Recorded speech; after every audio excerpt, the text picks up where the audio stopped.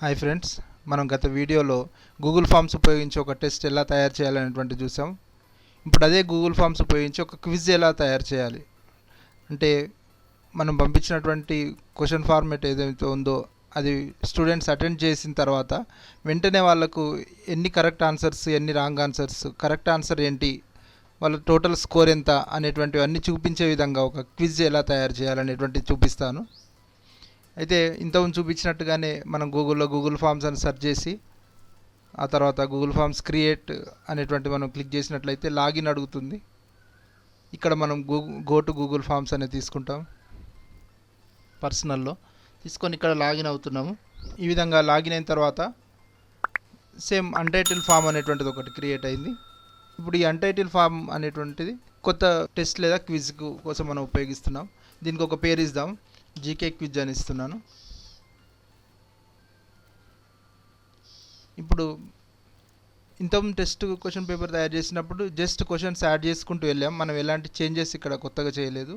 అయితే క్విజ్ తయారు చేసేటప్పుడు మాత్రం సెట్టింగ్స్లో మనం ఒక ముఖ్యమైనటువంటిది చేంజ్ చేయాల్సి వస్తుంది.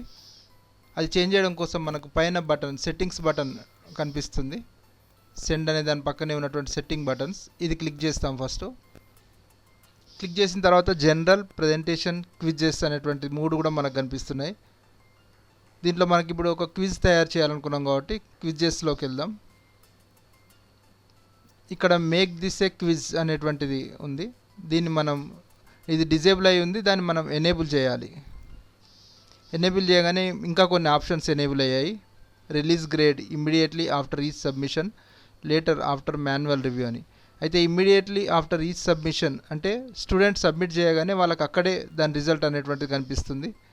లేటర్ ఆఫ్టర్ మాన్యువల్ రివ్యూ అంటే ఇది తర్వాత రివ్యూ చేసుకోవడానికి మనం సేమ్ ఒక వర్క్షీట్లోకి అది స్టోర్ అయ్యే విధంగా చూపిస్తుంది. అదేవిధంగా ఇంకా కొన్ని ఆప్షన్స్ మిస్డ్ క్వశ్చన్స్ చూపించడానికి, అంటే స్టూడెంట్ ఏమైనా మిస్ అయితే అందులో క్వశ్చన్స్ మిస్ చేస్తే ఏవేవి మిస్ అయ్యారనేటువంటిది, తర్వాత కరెక్ట్ ఆన్సర్ చూపించడము, తర్వాత పాయింట్ వాల్యూస్ అంటే ఈచ్ క్వశ్చన్కి ఎన్ని పాయింట్స్ ఉన్నాయనేటువంటిది అక్కడే చూపించడం.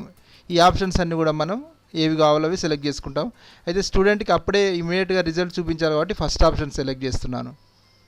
ఈ విధంగా సెట్టింగ్స్లో క్విజెస్ అనేటువంటిది ఇది సేవ్ అని కొడితే ఇప్పుడు ఈ సెట్టింగ్స్తో మనకి ఇది రెడీ అవుతుంది.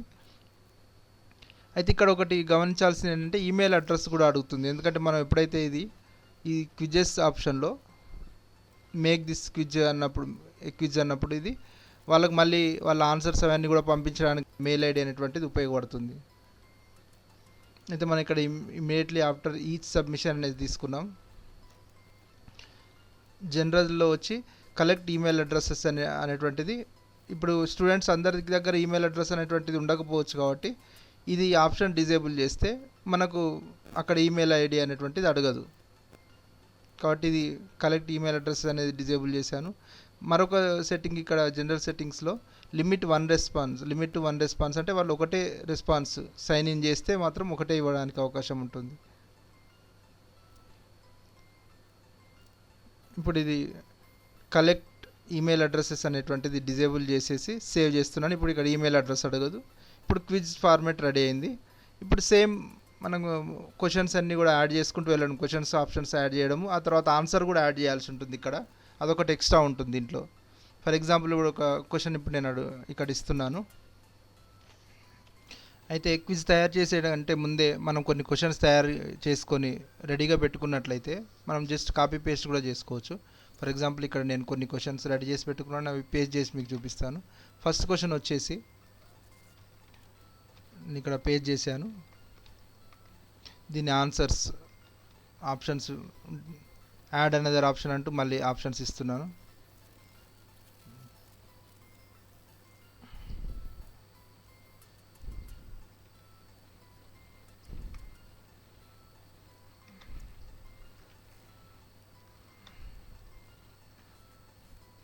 ఈ విధంగా 4 ఆప్షన్స్, ఒక క్వశ్చన్ ఇచ్చిన తర్వాత 4 ఆప్షన్స్ ఇచ్చాను.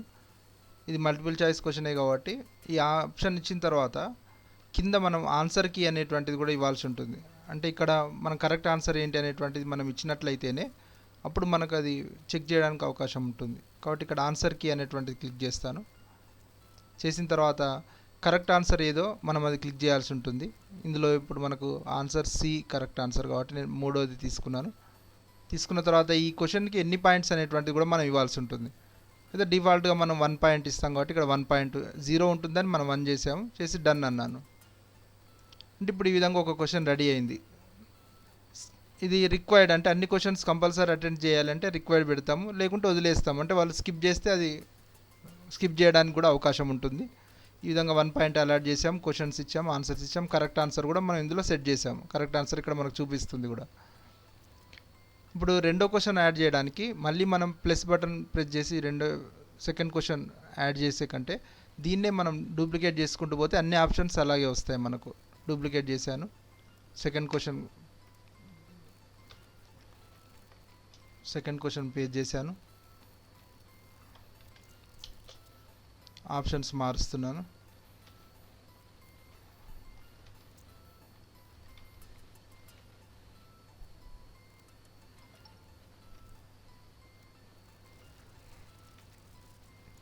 తర్వాత దీని కరెక్ట్ ఆన్సర్ మనం ఇప్పుడు సెట్ చేయాల్సి ఉంటుంది, ఎందుకంటే ఇంతకుముందు దానికి థర్డ్ ఆప్షన్ మనం సెట్ చేసి ఉన్నాం. ఇప్పుడు దీన్ని మనం మార్చాలి కాబట్టి కరెక్ట్ ఆన్సర్ ఇందులో కాబట్టి ఏ సెట్ చేశాను.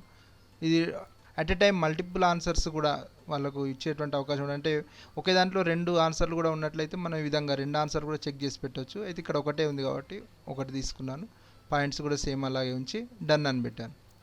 ఈ విధంగా సెకండ్ క్వశ్చన్ అయిపోయింది. మళ్ళీ కాపీ చేసుకొని థర్డ్ క్వశ్చన్ రెడీ చేస్తున్నాను.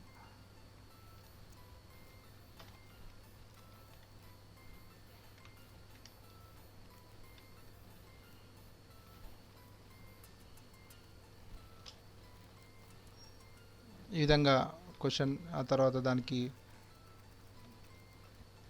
ఆప్షన్స్,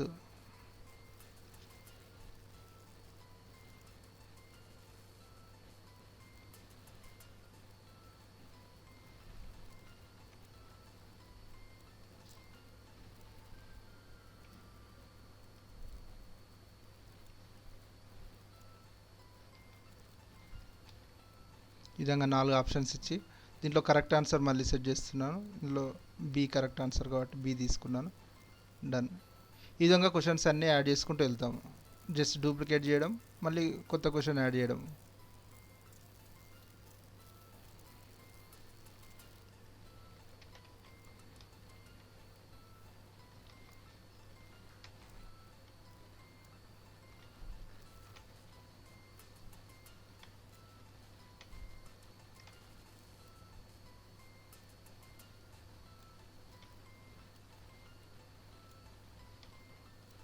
ఈ విధంగా మళ్ళీ ఆన్సర్ సెట్ చేస్తున్నాను.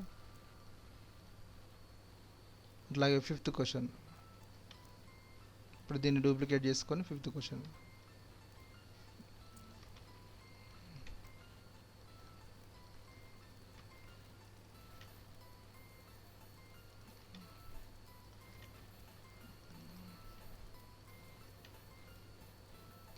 మళ్ళీ దీని ఆన్సర్ సెట్ చేస్తాను.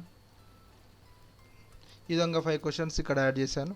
ఈ విధంగా మనం ఎన్ని క్వశ్చన్స్ అనుకుంటున్నాం అన్ని క్వశ్చన్స్ అన్ని యాడ్ చేసిన తర్వాత సేమ్ దీన్ని సెండ్ అనేది కొడితే మనకు లింక్ వస్తుంది, షేరబుల్ లింక్ వస్తుంది. ఆ లింక్ని షేర్ చేసి మనం ఎగ్జామ్ కండక్ట్ చేయడానికి, క్విజ్ కండక్ట్ చేయడానికి అవకాశం ఉంటుంది.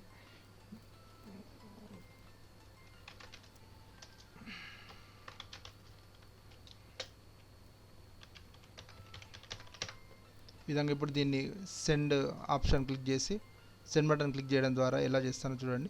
అయితే దీన్ని కూడా రెస్పాన్సెస్ చెక్ చేసుకోవాలనుకున్నప్పుడు దీన్ని కూడా మనం ఒక డెస్టినేషన్కి అంటే ఒక వర్క్షీట్కి అటాచ్ చేసినట్లయితే ఆ దీనికి సంబంధించినటువంటి అన్ని రెస్పాన్సెస్ అన్నీ కూడా దీంట్లో స్టోర్ అవుతాయి.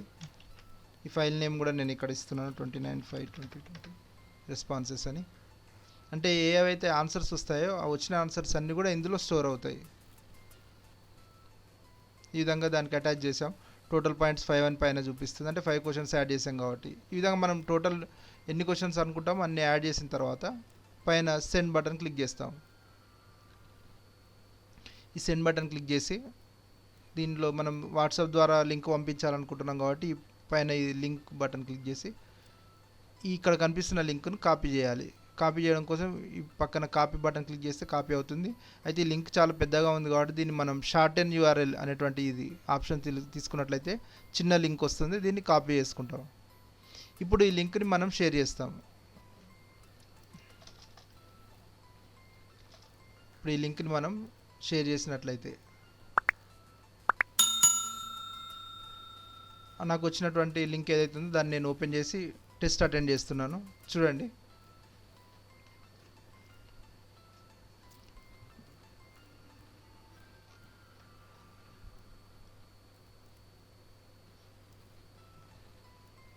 స్టూడెంట్ అటెండ్ చేస్తున్నటువంటి క్వశ్చన్స్ ఈ విధంగా. అదర్ అనే ఆప్షన్ కూడా ఉంది. ఇది వద్దనుకుంటే తీసేయవచ్చు అసలు మనం యాక్చువల్గా. ఇప్పుడు రెండో క్వశ్చన్ వదిలేస్తున్నాను, నేను అటెండ్ చేయట్లేదు. మూడో క్వశ్చన్ చూడండి, నాలుగోది, ఐదోది అదర్ అని పెట్టాను. ఇప్పుడు ఈ విధంగా స్టూడెంట్ క్వశ్చన్స్ అన్నీ కూడా ఆన్సర్ చేసిన తర్వాత సబ్మిట్ చేస్తారు. సబ్మిట్ చేసిన తర్వాత వ్యూ స్కోర్ అనేటువంటి ఒక కొత్త బటన్ ఇక్కడ మనకు కనిపిస్తుంది. ఇది క్లిక్ చేసినట్లయితే ఆ స్టూడెంట్ ఏవేవి కరెక్ట్ చేశారు, ఏవి రాంగ్ చేశారు అనేటువంటి అన్నీ కూడా మనకి ఇక్కడ కనిపిస్తాయి. ఫస్ట్ క్వశ్చన్ చూడండి,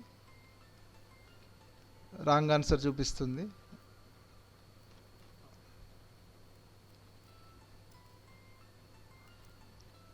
అయితే కరెక్ట్ ఆన్సర్ ఏంటి అనేది కూడా కింద వచ్చింది మనకు. అంటే ఇది మనం ఇచ్చిన ఆన్సర్ రాంగ్, అయితే కరెక్ట్ ఆన్సర్ ఇరాన్ అని చూపించింది. అట్లాగే సెకండ్ క్వశ్చన్ మనం ఇక్కడ అటెండ్ చేయలేదు కాబట్టి ఏమీ లేకుండా జస్ట్ ఖాళీగా అట్లాగే వదిలిపెట్టబడింది. మూడో క్వశ్చన్ వచ్చి ఆన్సర్ కరెక్ట్ ఉంది కాబట్టి గ్రీన్ కలర్లో వచ్చింది. నాలుగోది కరెక్ట్ ఉంది. ఐదో క్వశ్చన్ కూడా రాంగ్, అంటే మనం అదర్ అనే ఆప్షన్ తీసుకున్నాం కాబట్టి అది మనం తీసుకున్న దాంట్లో ఏది లేదు కాబట్టి ఈ విధంగా చూపిస్తుంది. అంటే స్టూడెంట్కి అక్కడే ఒక ఫీడ్బ్యాక్ అనేటువంటిది వచ్చింది. టోటల్ కూడా వచ్చింది 2/5 అనేటువంటి టోటల్ పాయింట్స్ కూడా ఇక్కడ మనకు చూపిస్తుంది. ఈ విధంగా మనం ఒక చిన్న క్విజ్ తయారు చేసుకోవడానికి అవకాశం ఉంటుంది.